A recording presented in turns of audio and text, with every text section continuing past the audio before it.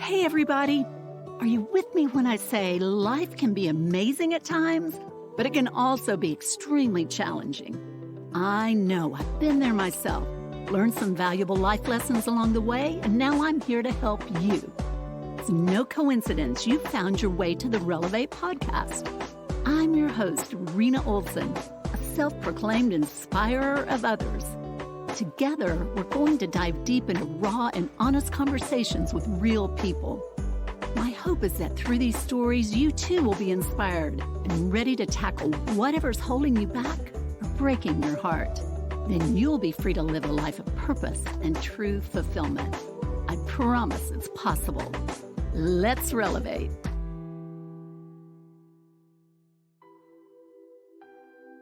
Hey friends, it's Rena Olson. Welcome to the Relevate podcast. In this episode, my friend, Dr. Ann Price, a community psychologist, is here to share more about what it means to be a partner for social change. In this conversation, we touch on some deep and complex societal issues. My wise friend Ann provides some absolutely great insight on what we are dealing with as a country and how we can begin to come together and move ahead. This is a timely and very important conversation. Well, Dr. Ann Price, welcome to the Relevate podcast. Well, thank you. Rena, we've been friends for so long. It's always so weird when you call me Dr. Price. I know. But hey, you worked hard for that title, so I'm going to use it occasionally. Yeah, I appreciate that. But yeah, I have great respect for people who didn't get a PhD, so I guess it always feels funny even after 20 years when people call me Dr. Price. Dr. Price. Wear it, sister. Sometimes it does come in handy. So in addition to having your PhD, you're an author, you're an entrepreneur, you're now a podcast host, you're a mom, you're a wife, you're a person of faith. I mean, wow. You got a lot going on, sister. You're a grandmother. I am. So fun. So for those that may not be familiar with who you are, tell us a little bit more about yourself. Well, you did a pretty good job of introducing me. Yeah, so I am a community psychologist and an evaluator, and I help community leaders leverage their data to better tell their story. So that's kind of what I do. Who I am is definitely someone who comes from a perspective of faith, and I try to bring that to everything I do. That may not always be obvious in my professional space. I hope it is, but it's not necessarily front and center. But people like you who've known me forever know that's kind of where my heart is. I feel like I was called to this work. I always knew I was going to get my PhD. I always knew I was going to be a psychologist. I thought I wanted to be a clinician and wanted to help individuals. But as I got into communities and started doing the work, especially when I started working with addicted adolescents. And that was just so tough to see these kids come into treatment so broken. And, of course, they're crying coming in and they're crying going out. But we had to, discharge them. Sometimes they were still very ill. The family was still very ill. And many of them didn't make it. And it just broke my heart. I was so burnt out that I really asked myself, there's got to be a better way. There's got to be a better way than just treating individuals. So I found community psychology, and community psychology is all about how people relate in communities and what is it about communities that impact what we do. So fast forward 20-something years, I kind of left that clinical, behind to go into community psychology. Wow.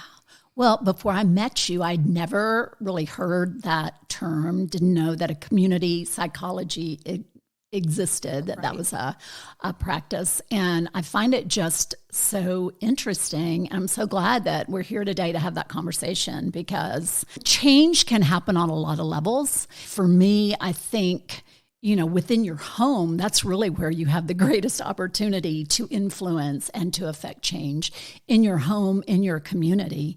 But what you're doing, it's on a much bigger scale. And I'm so proud of the work you're doing in just helping communities. I mean, that's a much bigger lever to be willing to kind of get in there and find those root causes. We'll get into a little bit more about that. Right.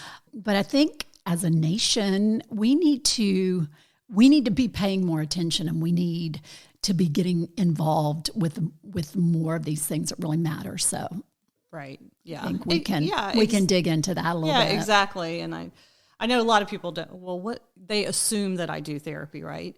You do therapy, right? And like, no, I used to, but I really don't anymore. So yeah, we can talk about what that is. But so when I'm not out in communities, I'm usually puttering in my garden.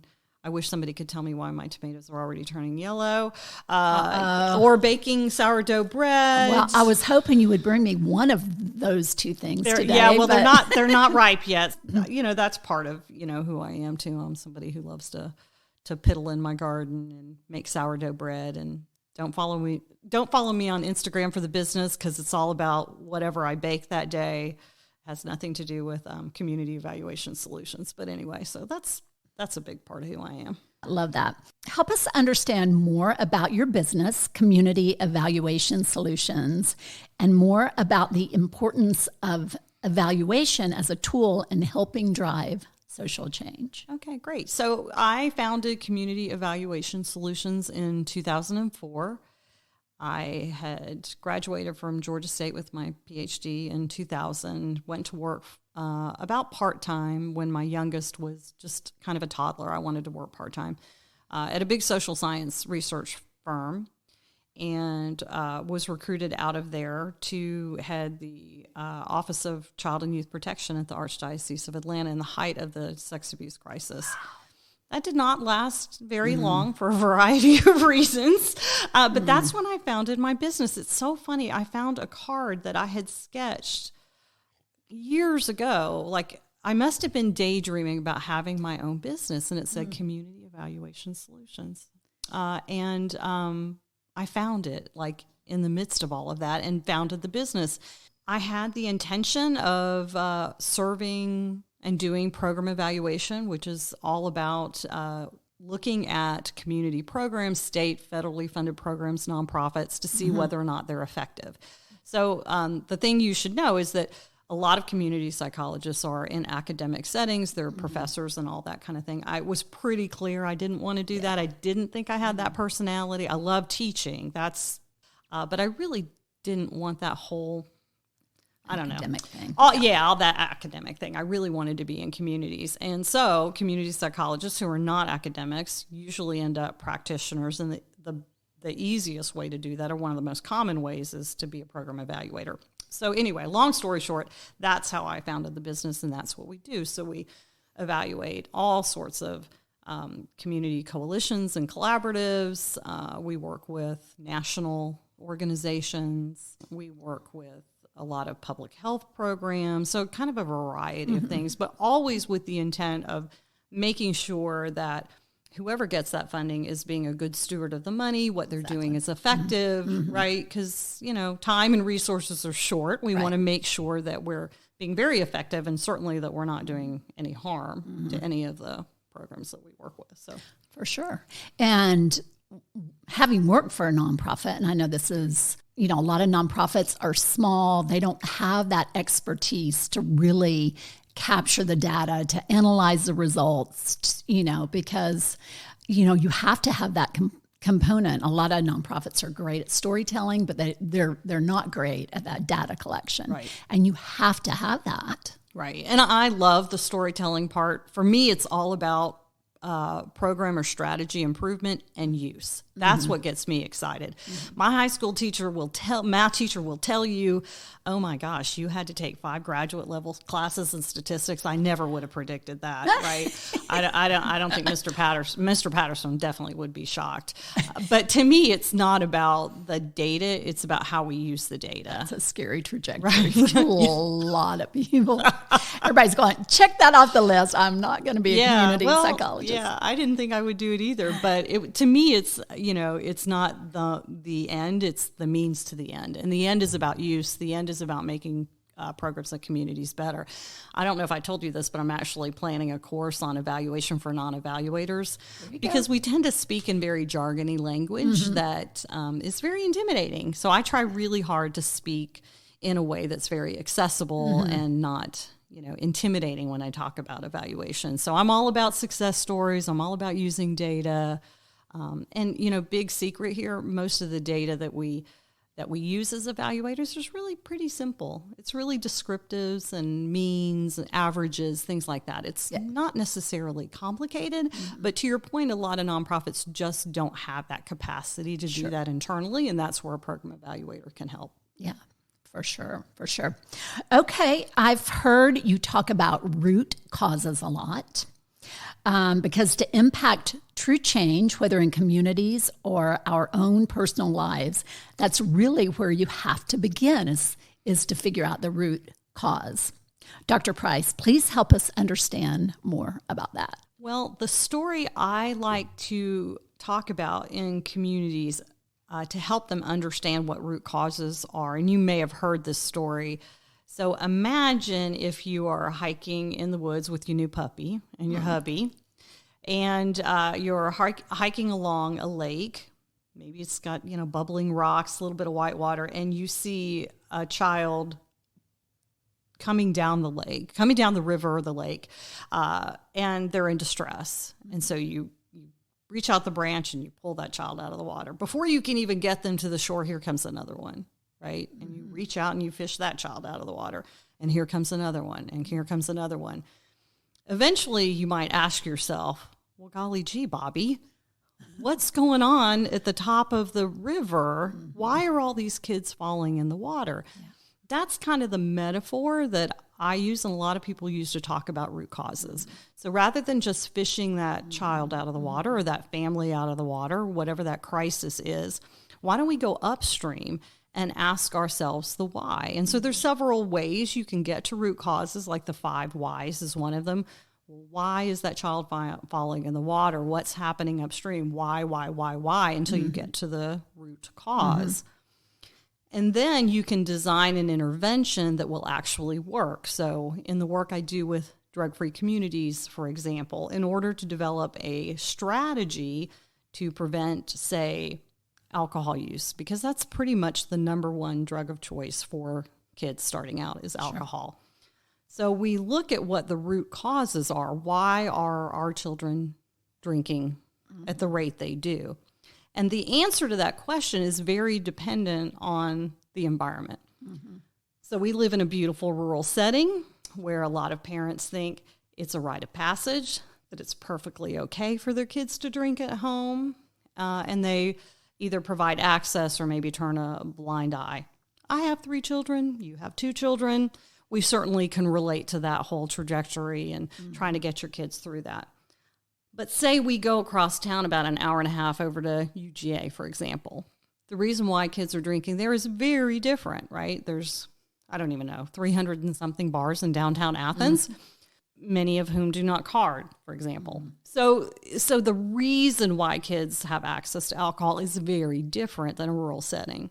So that's an example of what I mean by root causes. Getting to the heart of the root cause helps you design an intervention that will be effective. Right. So in your work, do you help organizations figure that out? Yeah. Is that part of your job? Right. That's part of the process. And it can be a challenge because a lot of the folks that we work with are very passionate. They're grassroots kind of people. They believe they have the solutions. Right. So part of what I want to do as a community psychologist is to get to that root cause. But we can't get to the root cause until we know that the community that is most affected by that problem is at the proverbial table, right? Because if they're not at the table, we may be picking an intervention that really is not going to apply. And we see this all the time in substance abuse, to get back to that example, where you have a bunch of well-meaning, loving adults who assume they know what's really going on. But if you don't have those kids at the table, you're probably missing that root cause or that why. For sure. Well, I'm interested to know, you work with a lot of organizations, a lot of coalitions. In your opinion, what is kind of the number one thing we're dealing with right now? as a nation? I'm going to give you maybe an answer that is not expected, but I think it's really important. It's not one thing. We want it to be. We want things to be really simple, but they're not. They're really complex. So if you think about poverty, for example, right? Poverty, unemployment, education, racism, all those things are so complex. So we really need to resist the urge of, well, if we could just fix this one thing, everything else will fall into place. That's probably unrealistic. But at the same time, it's really hard for communities because you've got to get your hand around a piece of the pie, right? Sure. That you can make an impact on, whatever that is. So, sorry. So you're not going to answer that? Well, I think that is the answer. I think complexity is really important, and in my training as a community psychologist, that is kind of our mindset. Mm-hmm. So we might have individual factors, and they're usually things we can't do anything about, right? Mm-hmm. Our IQ is our IQ. Can't really change that too much, at least in my opinion. In my opinion, I think the research is pretty clear about that. Our personalities are pretty set, right? Unless we have a huge course, traumatic life event like a death or a divorce, our personalities are kind of, we hopefully we improve, mm-hmm. right? As people, as Christians, we hope we improve, we get better over time. Yes. But we have that, and then we have the influence our families, to your point, mm-hmm. and then we have our communities. Within the communities, we live in a state, within a country, mm-hmm. right? Within a world. So that's when community psychologists talk about environmental context, that's what we're talking about. There's multiple layers of complexity. So I once evaluated this after-school program for the city of Atlanta, and I remember speaking to the advisory board, and one of the advisory board members said, well, we want all of our kids in this after-school program to be 100% competent in math and language arts. And I leaned over to my colleague and I said, well, I'm probably about to get us fired here. And I said, that's a lofty goal. That's a beautiful aspirational goal. Mm-hmm. And it's probably not realistic. Mm-hmm. You are asking this after-school program, this 2.5 hour after-school program to do what that family, what that school, what this city, what this state, what this country cannot do. Mm-hmm. Can we have a smaller goal? Can we love on these kids? Can we give them a snack? Can we give them a safe place? Can we provide some tutoring, help them read just a little bit better?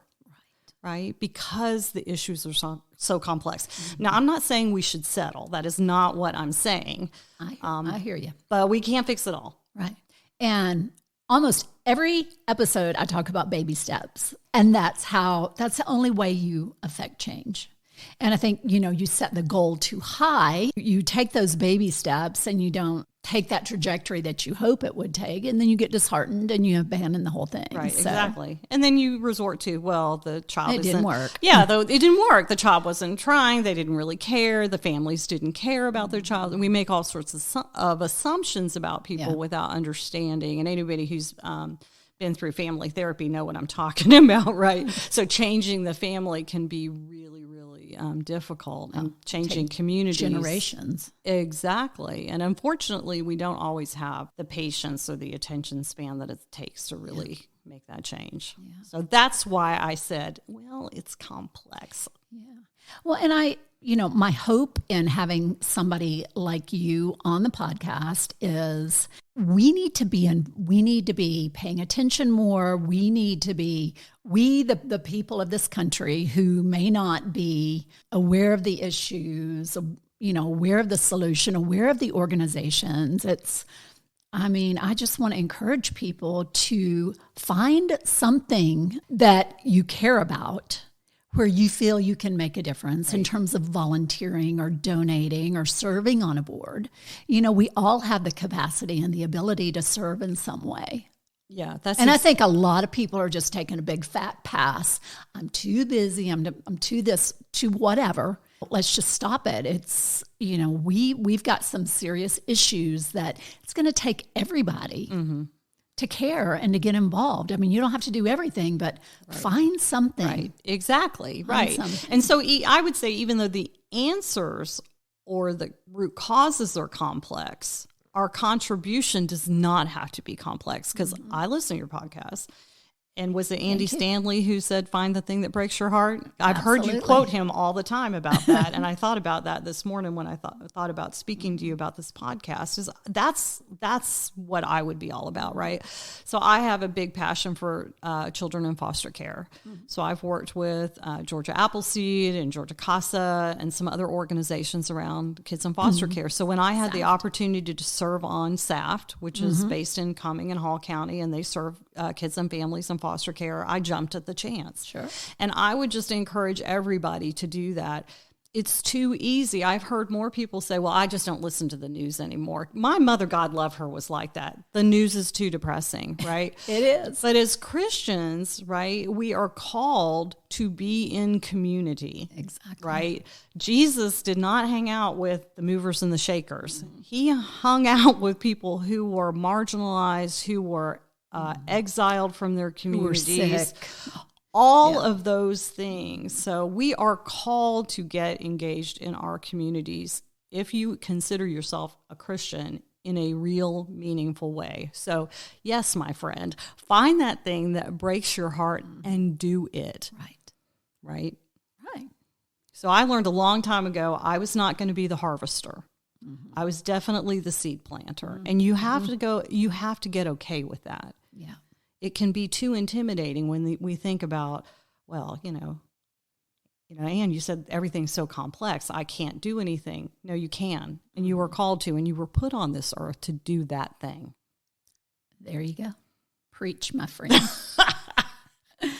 Preach. Okay. So racial reconciliation is, if it's not top of mind with you, it needs to be, because I think our country's at a real tipping point with that. So from your seat, working with a lot of these organizations, help us understand us, people like me, white SUV, suburban dwelling Americans.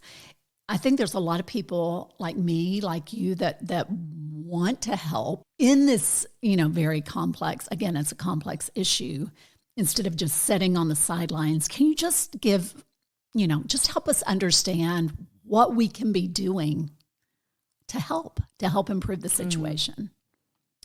That's, it's a hard time right now.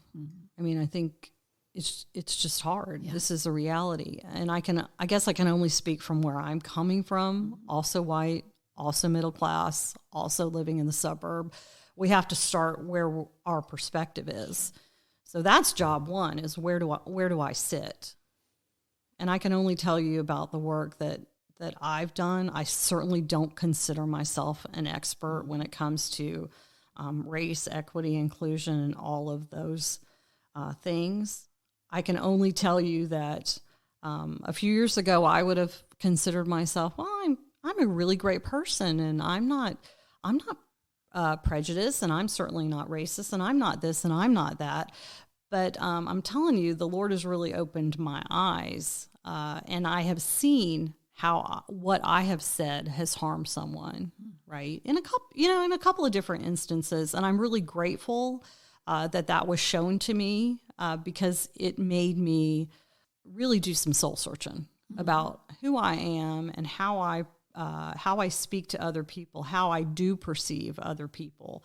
So I've been doing my personal work as well as work within clients, and by that I mean reading and educating myself about things that I did not know. So I was speaking to a friend of mine, Dr. Falami Prescott Adams, who's going to be a guest on my podcast in the next week. And she's been doing this thing called Listening for Justice, which is pretty fabulous. And Falami's amazing.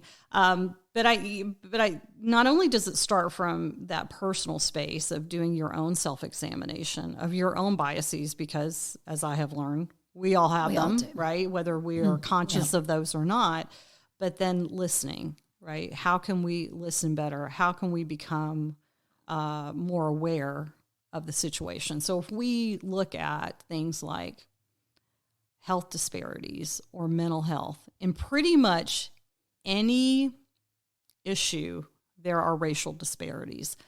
Those things don't come by accident. It's not by accident that more African American babies die, or there are more maternal deaths, or African Americans don't have access to medical care or mental health care, or are incarcerated at higher rates. Those things don't come by accident. So once you do that self-work, you need to do the awareness work. Mm-hmm. What do people mean when they say systemic racism? What does that mean? Mm-hmm. Rather than saying there's no such thing, get curious.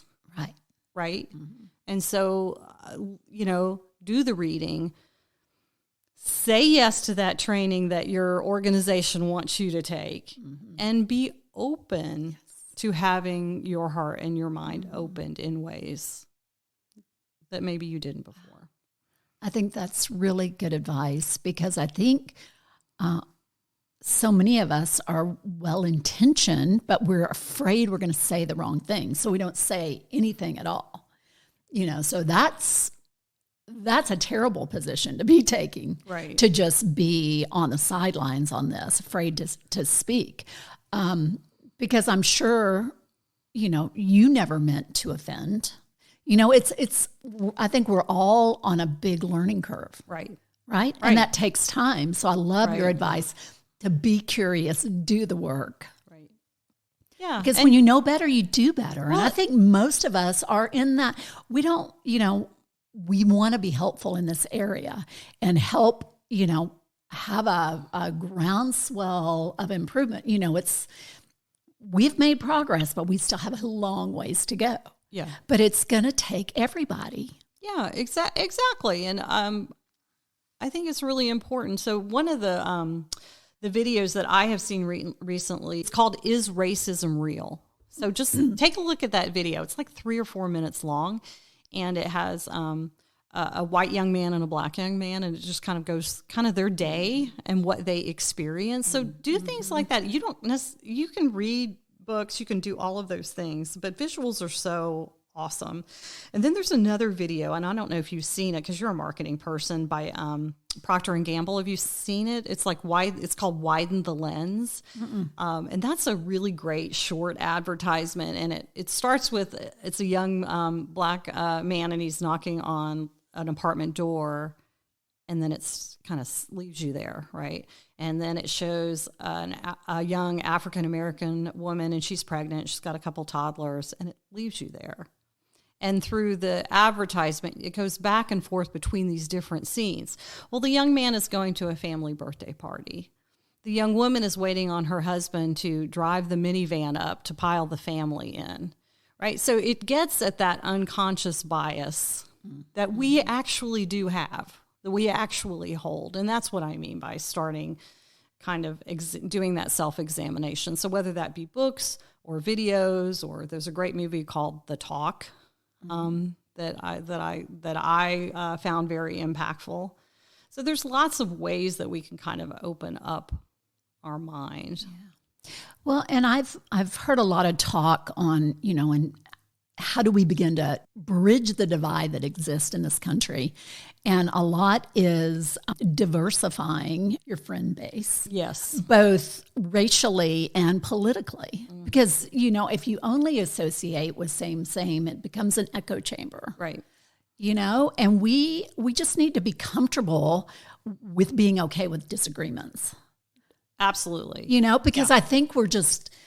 And I think social media has definitely inflamed the situation, because everybody's got a microphone and they're going to use it. Right. They're going to respond. They're not going to sit on it and, give a civil response. It's just going to be a knee-jerk reaction, which is never a good thing. Right.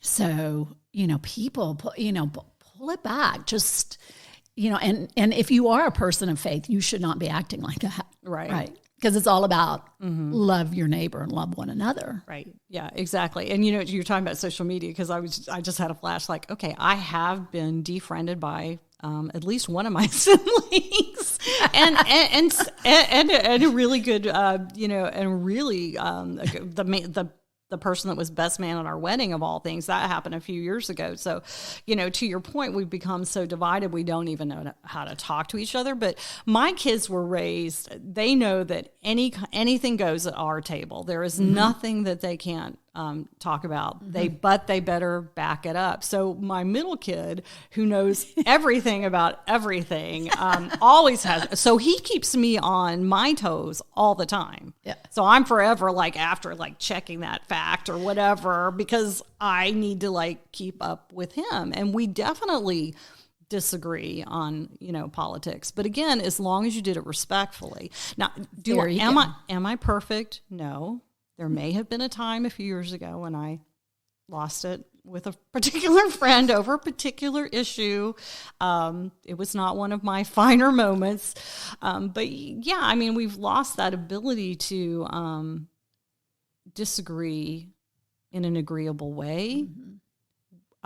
Finding common ground has become a bad thing, right? Which is why nothing gets done and why people get so frustrated politically, because we're not demanding that we all find the common ground. What can we agree? Now, there's some things we can't agree on. And as a Christian, I think we are called to also call people accountable. When there is out and out racism, when there are things that are just blatantly unkind or cruel, we are, as Christians, called to love. And you, as a Christian, have an obligation to speak up. Right. You have to have courage, and you have to you have to speak up. But those political filters can kind of get in the way of that, right? Well, in the case that I'm thinking about, I don't think it was a political filter. Mean is mean. Mean is mean. I will call somebody out on the left and the right because mean is mean. Yeah. And we're better than that. I hope so. Mean is never acceptable. Exactly. And especially to strangers. Be nice people. Be kind. It's funny you should say that because I was at an very nice outdoor mall that we both live close to. And I'm there shopping with my youngest, and we're walking, and I hear somebody yelling and screaming. And this man was literally jumping in somebody else's car, saying, "You don't know how to drive," all sorts of expletives, blah, blah, blah. I guess the person maybe didn't see him in the crosswalk. I don't really know what happened, but it was so out of hand and so ugly in this public space.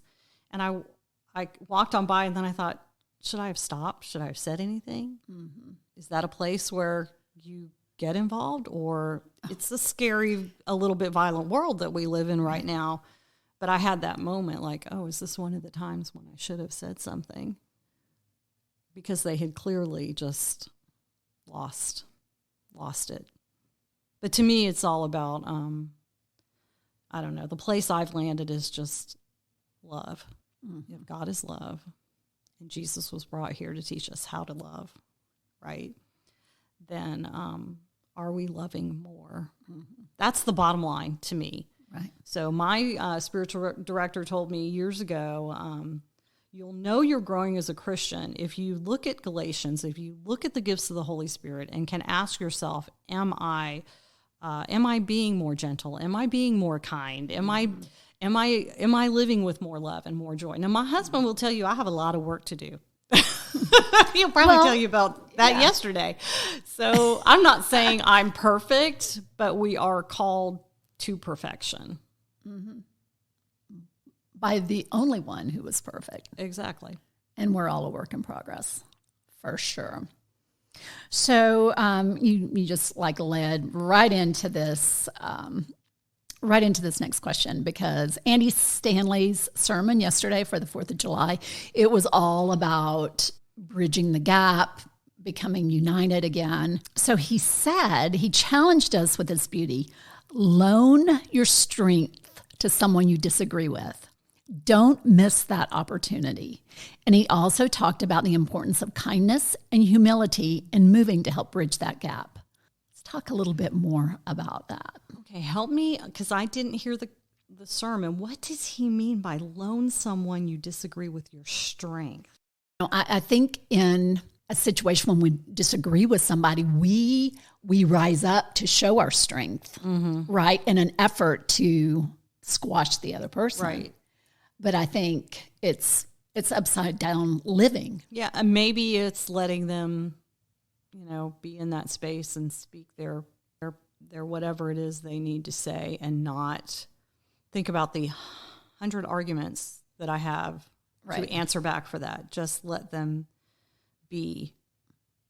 It's hard. It's hard. I think in our families right now. I told you about my sibling who defriended me on Facebook, right? So it's really hard to create that space. And I think the more strident that's coming back to you, or more inappropriate. I've seen some very interesting flags out where I live, 12 miles from here.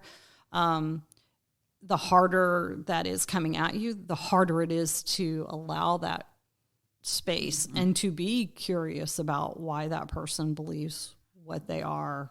And I don't know what to tell you other than I try to pray before I speak. I'm not always very successful at it.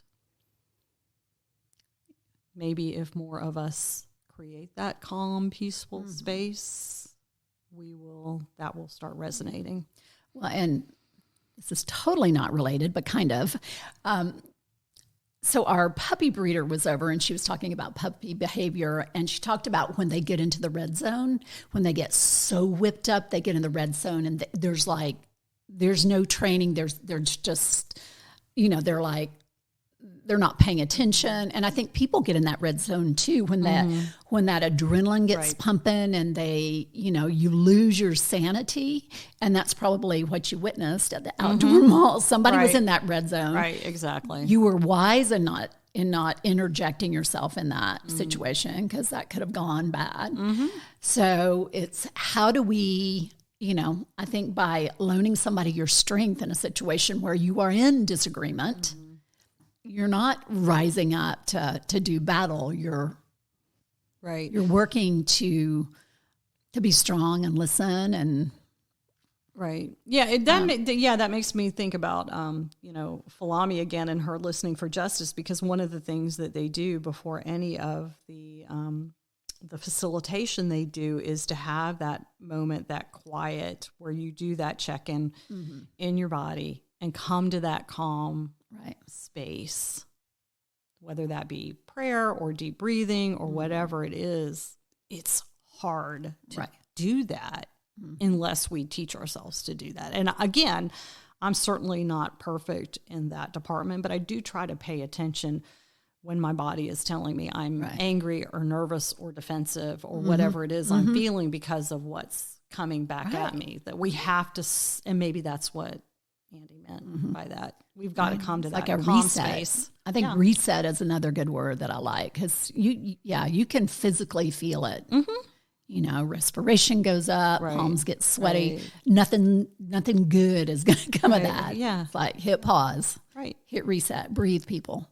And people are so angry right now. I don't know if you're seeing it, but I certainly see that in the work that I do. People are very angry. And it's really hard not to feel that in your body and then have that come out in your, response. And certainly out in communities, I hear a lot of things that make my hair curl.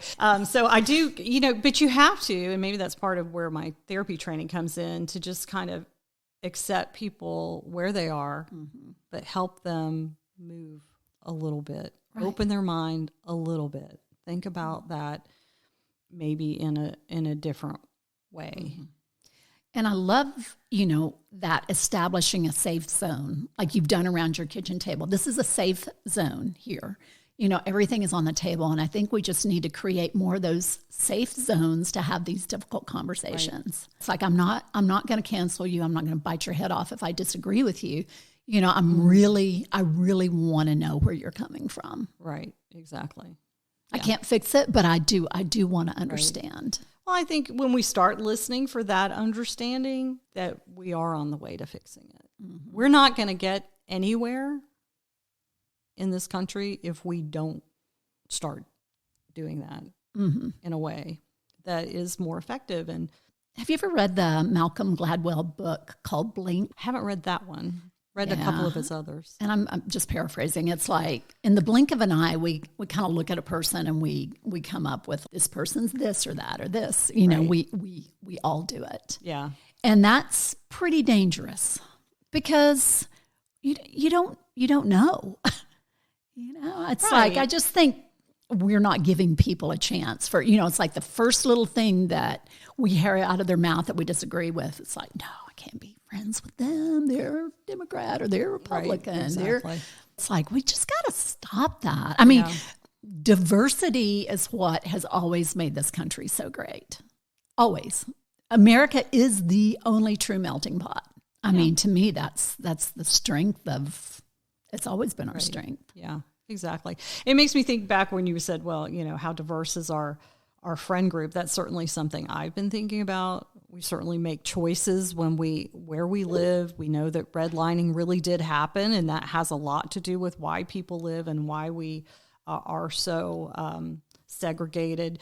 Was it Martin Luther King who said, you know, Sunday was the most segregated day in America? That's really true. And then the other thing I thought about as you were talking just now is I had an image of a friend of mine who talks about going into an elevator, and she's an African American woman, and she says she has noticed that people will pull their purse in, and she said she goes, what people don't understand is I'm afraid. As a Black woman, I'm afraid. Mm-hmm. I have another friend of mine, and I think I've told this story before, where she has been asked in the grocery store more than once whether or not she had enough money to pay for her groceries. Mm. Have you ever been asked that? No, neither have I, right? So again, it's that kind of those unconscious bias, those things that our African-American friends, our Black friends go through every day that we cannot even relate to. So how can we seek to understand? You know? Yeah, so there's a new church that has opened in Atlanta, Hillsong. Oh, yeah. Hillsong ATL, and we went to the grand opening, and it was, the diversity in that church was so awesome. And we will be going on occasion because it's a little bit of a haul to get there. Sam Collier is pastor. I know him. He's unbelievable, dynamic, young African-American. But in that first service, he was talking about Atlanta and the legacy of Dr.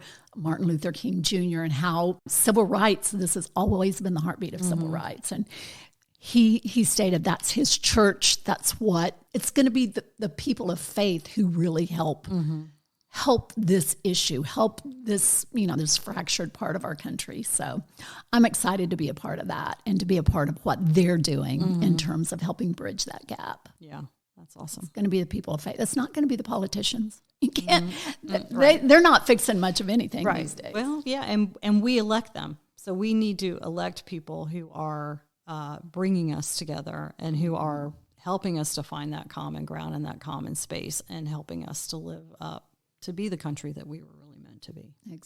Exactly. Okay, my friends. So in a recent blog post, you indicated you were on a journey to learn how we talk to those with whom we disagree. So how's that going? Oh, gosh. Well, some days better than others, to tell you the truth, for all of the reasons why, that we've talked about, right? So I'm trying to learn how to do that. Listening to my body and creating that space. I fail on any given day. I do. And it's difficult. It's really hard. Yeah. So I don't know what to say other than sometimes I think I do well. What prompted that? The thinking that I already was doing, one of the organizations, one of the clients that I work with was already doing a lot of race equity inclusion work. And then COVID happened, and then George Floyd happened, and then Ahmaud Arbery happened. And so it just really got me thinking about who I am as a professional, who I am as a psychologist, who I am as a leader, an entrepreneur. My tagline is partnering for social change. So I did a lot of thinking about what that really means. What would that really look like if we leaned into that work? Mm-hmm. That everything we do had to have a community focus. And I realized that how much I hate conflict, which is all about my white privilege, right? It's very convenient for me to say, well, I don't like conflict, right? Well, who does? Yeah, well, some people can't avoid it, is my point. So it's just doing a lot of soul searching, and I got to get over that. I've got to pick and choose my battles. I don't want to battle, but if I have to battle, how do I do that in a way that is meaningful? So I don't know, Rena, I'm still working on it. And I think I'll be working on it forever. Well, it's not easy, and I know I'm definitely conflict averse. I used to avoid conflict at all costs, just the way I was raised, kind of my temperament. But working at an addiction recovery support center, being around people in recovery, that is, becoming more transparent, having those difficult conversations.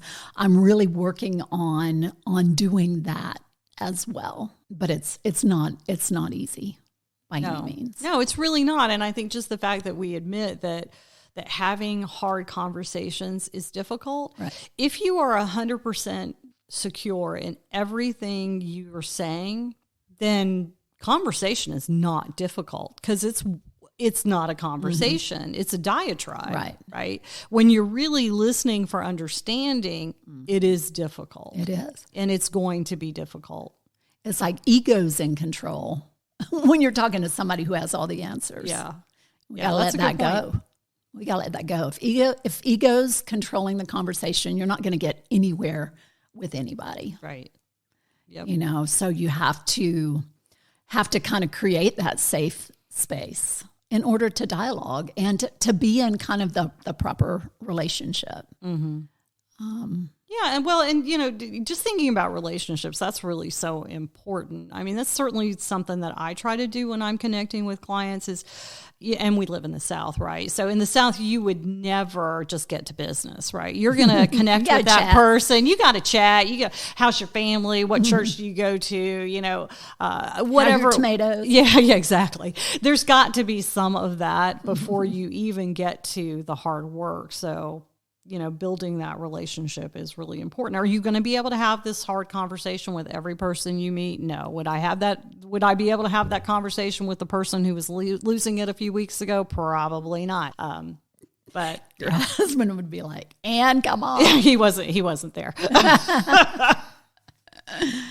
Oh, so I'm so proud of you and your new podcast that you've recently launched. Well, thank you. You gave me a lot of good advice. I appreciate that. Oh, well, I knew you would fly with just a little bit of coaching and prayer. And tell us more about the podcast, Ann. Yeah, so the podcast is called Community Possibilities. So yeah, you helped me brainstorm names. We had to really kind of work at that, but it's all about me having conversations with people who are in the community really doing this kind of work. So I've talked to fellow community psychologists. I've talked to community activists, public health experts, nonprofit leaders, all of the things. I'm very came into it with the idea that I don't want to hear myself talk. If anything, as I get older and more experienced, I have gotten to a very humble place.